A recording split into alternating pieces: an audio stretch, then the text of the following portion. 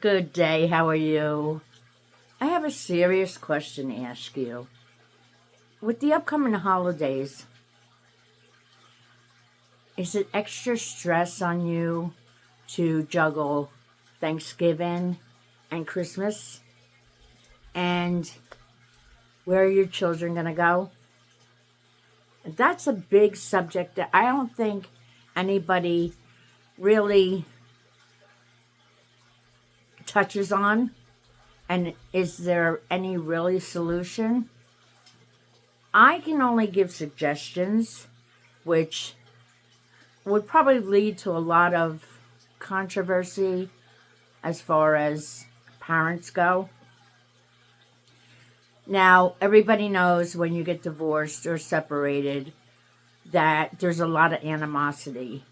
There's a lot of jealousy, and almost like adults turn into children. But you got to think of it this way. There's a reason why you got divorced or separated. I mean, you guys didn't get along, or you just couldn't come to agreements to be civil with each other. Now, here lies the problem. Like I said, you have Christmas. Well, you have Thanksgiving and then you have Christmas.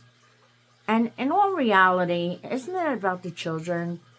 Like, a child is a child. They were not brought into a marriage to suffer the stupidness of the adults. Now, I get it. When you get a divorce, you're angry.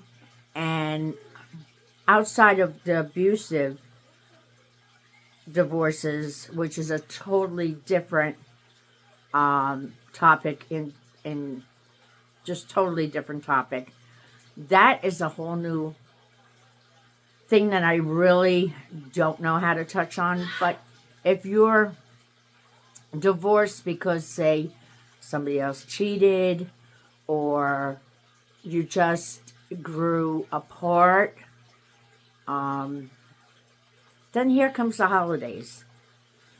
What do you do with the children? Well, like most parents, they split up the holidays. But that's good for them. But did they ever, or did you ever think about the children and how do they feel? It's kind of like devastating to them, because they do have other children that do have a complete family unit. And there is talk that goes on with, if your children are in school, what did you do for the holiday? And a lot of times it brings insecurity to the children to say, well, I had to go with my dad for Thanksgiving, or I had to go with my mother for Christmas. And here's what I tried. And it seemed to have worked. And it seemed to have brought less stress on the family and the children especially. So, I know that a divorce is a divorce. You're separate. You might have other spouses involved already, or boyfriends, or what have you. But the thing is, at a holiday time, you need to put away that animosity.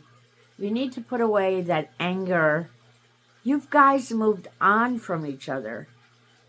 And for the sake of the children, I think it's advisable, in my opinion, to talk ahead of time, you and your ex-spouse or ex-boyfriend, what have you, because they are important to the children too, especially if they were in their lives for a substantial amount of time. I would advise you, and this is, again, my opinion, I would not bring your external family into the conversation, because they still hold certain resentments because of what you guys went through with a divorce and or separation. I think that you should be able to sit down and either bring whoever's involved, if it's yourself and your ex-spouse. I'm going to say spouse because it's just easier to pre-plan and do the do's and don'ts and come to an agreement. And the most important thing that I think is to have the family unit together, especially for the younger children. I'm saying maybe age 7 and below.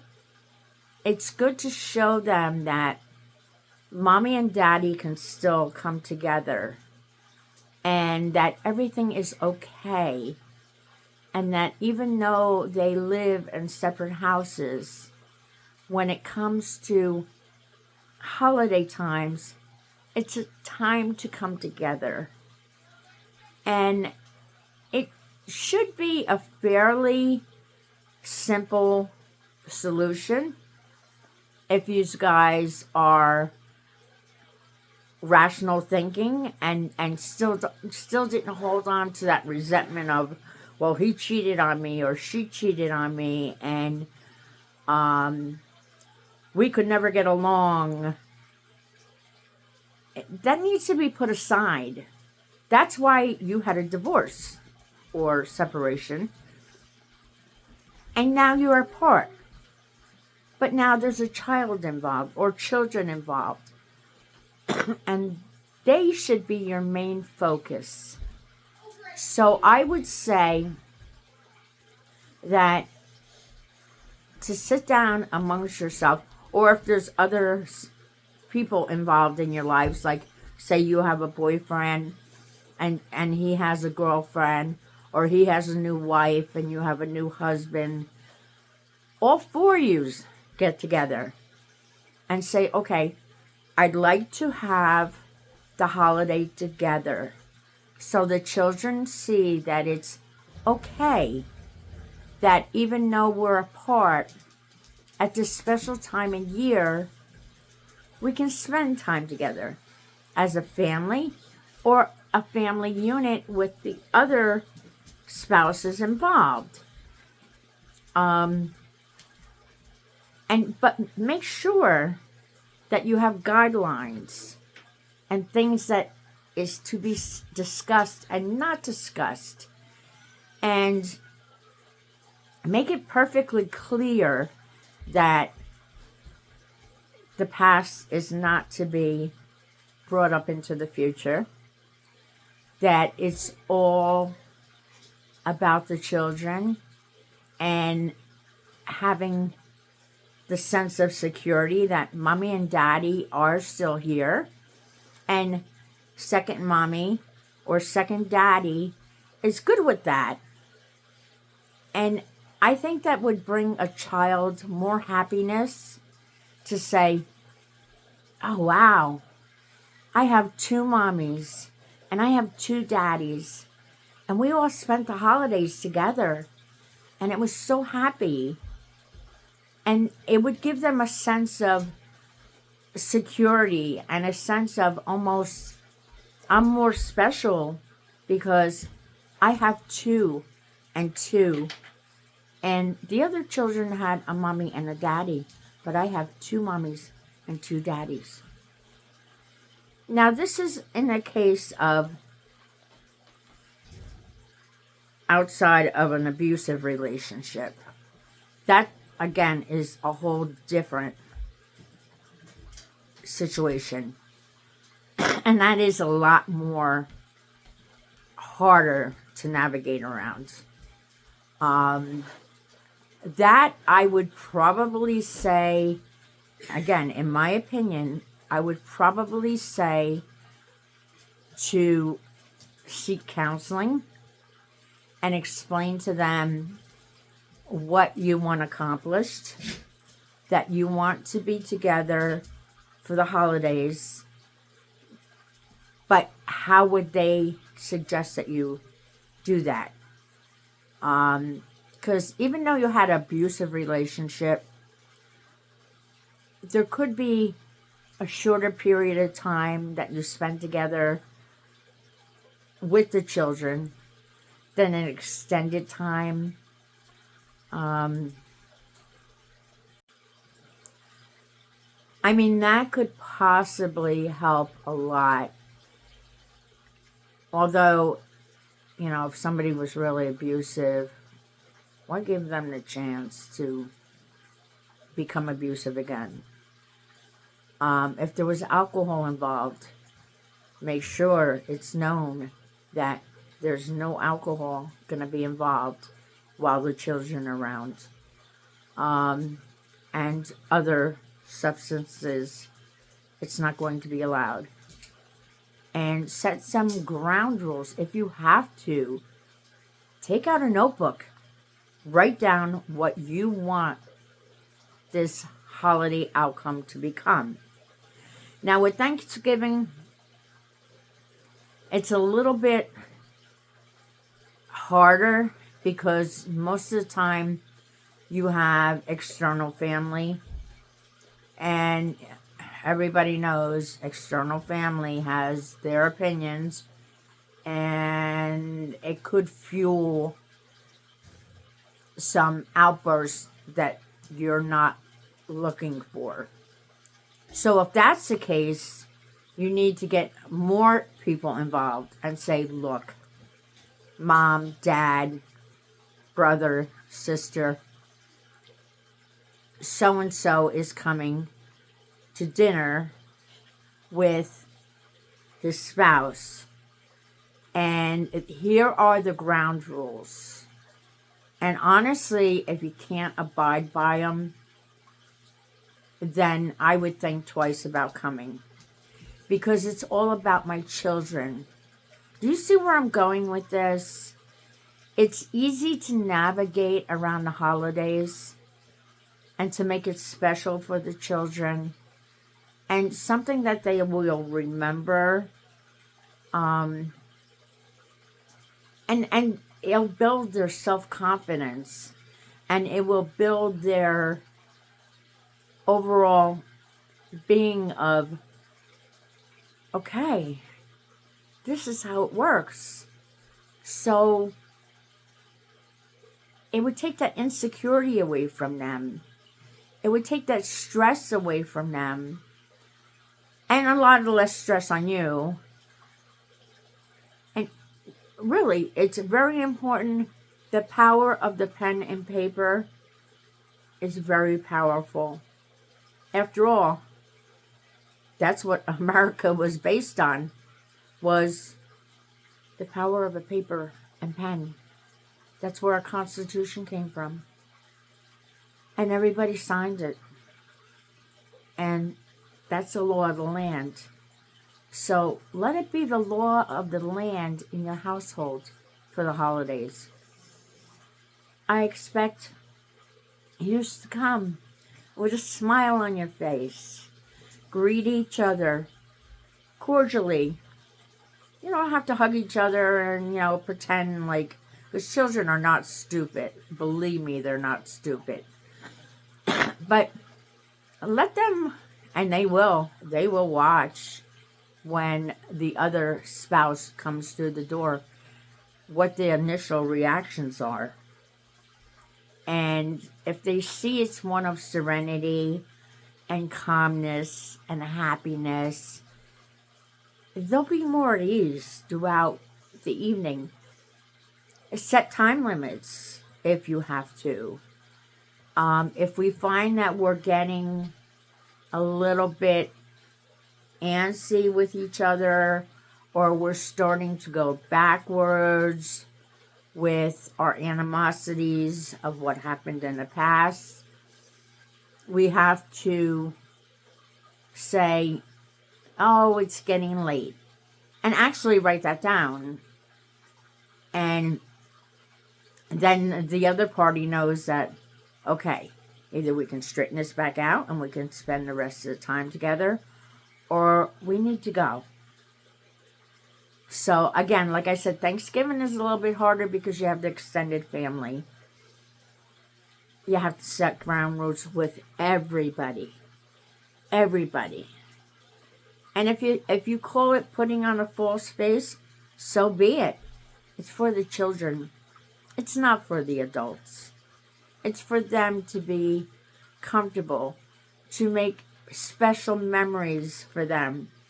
Memories that they will follow throughout their lifetime. And hopefully have a successful relationship with another male or female. And say, well, you know what? My parents did this, even though that they weren't together. Or my parents kept it together and it was all okay. So going forward, it leads into less stress for the children throughout their whole life, because children remember the special moments and they tend to try to block out the bad moments.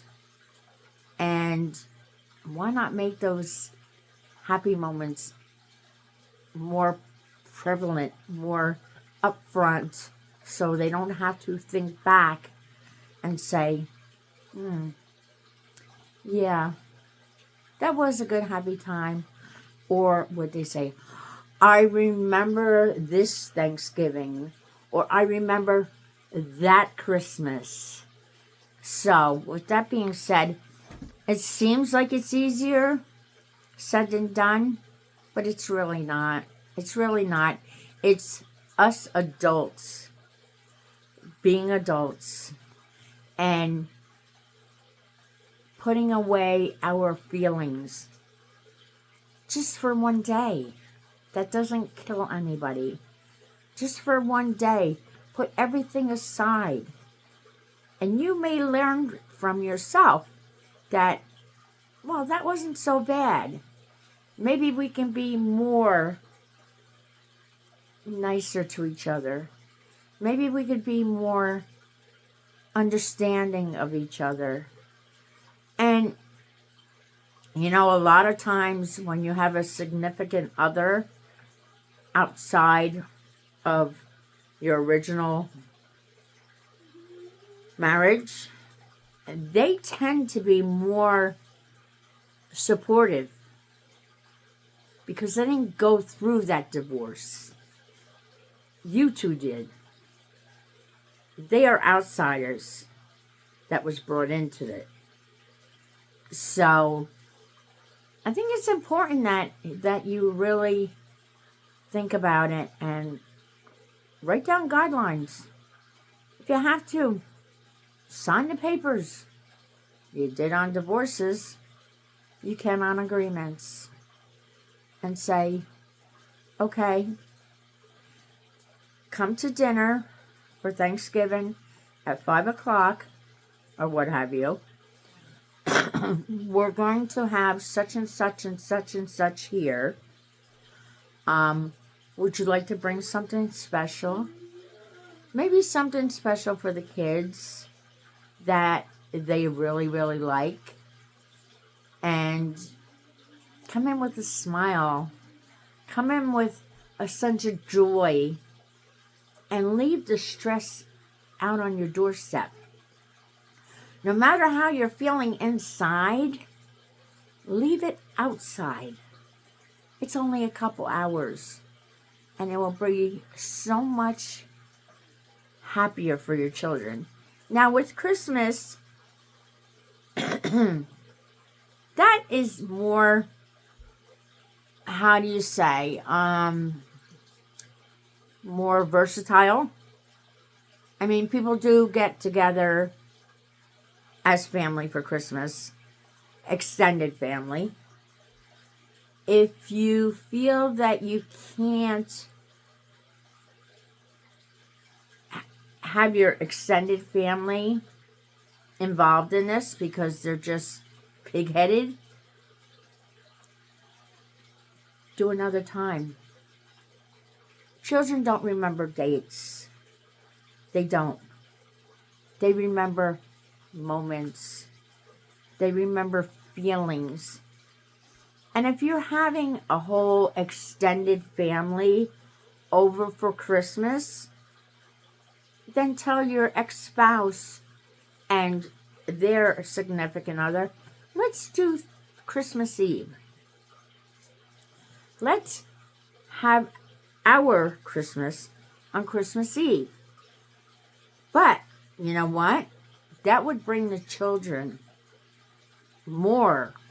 I'm getting double.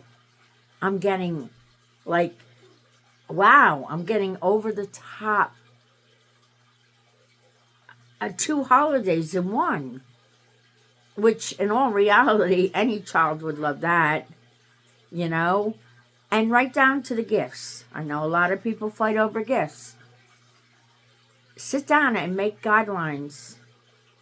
You know, he needs or she needs this, this, and this.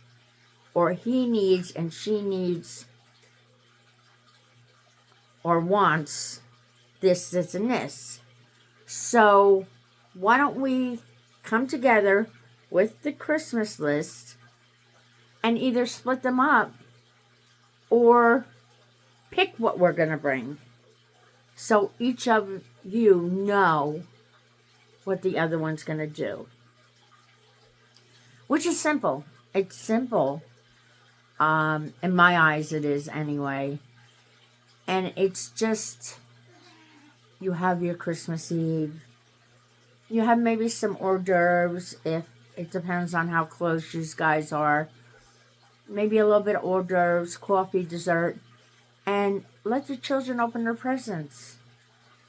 And at the end of every holiday, no matter what, whether it's 2 or 4, you have to all stand together. Not one here, one there, one here. Stand together and let those children look at all 4 of you or 2 of you and say, okay, it's time to say goodbye. We got to go home and get ready for such and such, whatever have you. And make them know that it's not the end, that there will be more holidays to come. There'll be more visitations to come. And I think that you would find that if you do this, your visitations will become easier. Your understanding as a child's aspect will be more clear to you. It will give your child a sense of security. And that's the best thing to give your child, a sense of security. And build on it. Build on it. I mean, those 2 other people, like I said, they were brought into this. They might be a good asset for you guys. Try to get along. You might like each other. Forget about what happened during the bad times of your marriage that led to the divorce and or separation. But with that, I'm not going to go on and on. Those are just a few of my suggestions. But I do have to say, it might be a little bit awkward at first. But if you smile through it all, just smile, no matter how you feel inside, the children see a smile. They don't see, like, oh my God, what do I do now? They don't see that. If they see a smile, they say, everything's okay. Everything's good. Mommy and Daddy are being good to each other. And